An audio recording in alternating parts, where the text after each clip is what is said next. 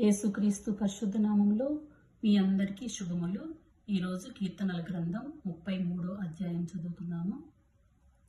నీతిమంతులారా, యెహోవాను బట్టి ఆనందగానము చేయుడి.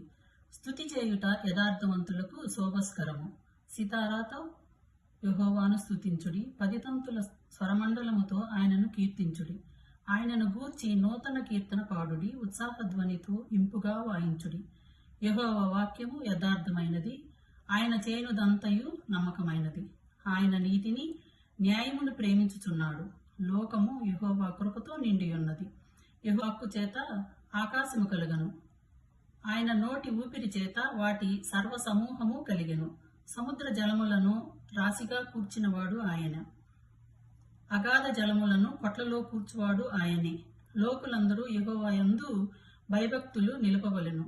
లోకము నివాసులందరూ ఆయనకు వెరవవలెను. ఆయన మాట సెలవీయగా దాని ప్రకారం ఆయన ఆజ్ఞాపింపగా కార్యము స్థిరపరచబడెను. అన్యజనులు ఆలోచనలను యెహోవా వ్యర్థపరచును. జనుల యోచనను ఆయన నిష్ఫలముగా చేయును. యెహోవా ఆలోచన సదాకాలము నిలుచును.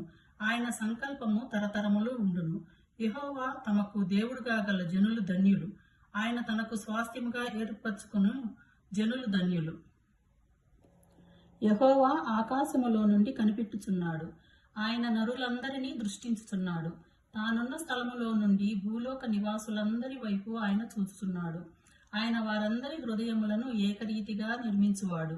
వారి క్రియలన్నీ విచారించువాడు, వారిని దర్శించువాడు. ఏ రాజును సేనా బలము చేత రక్షింపబడడు. ఏ వీరుడు అధిక బలము చేత తప్పించుకొనడు. రక్షించుటకు గుర్రములు అక్కరకు రావు. అది దాని విశేష బలము చేత మనుషులు తప్పించజాలరు. వారి ప్రాణములు మరణము నుండి తప్పించుటకును, కరువులో వారిని సజీవులుగా కాపాడుటకును యెహోవా దృష్టి ఆయన యందు భయభక్తులు గల వారి మీదను, ఆయన కృప కొరకు కనిపెట్టుకుని వారి మీదను నిలుచుచున్నది. మనము యెహోవా పరిశుద్ధ నామమందు నమ్మిక ఉంచియున్నాము. ఆయనను బట్టి మన హృదయము సంతోషించుచున్నది. మన ప్రాణము యెహోవా కొరకు కనిపెట్టుకొనుచున్నది. ఆయనే మనకు సహాయము, మనకు కేడమైనై ఉన్నాడు. యెహోవా, మేము నీ కొరకు కనిపెట్టుకొనుచున్నాము. నీ కృప మా మీద ఉండునుగాక. ఆమేన్. దేవుడు మిమ్మల్ని అందరినీ దీవించునుగాక.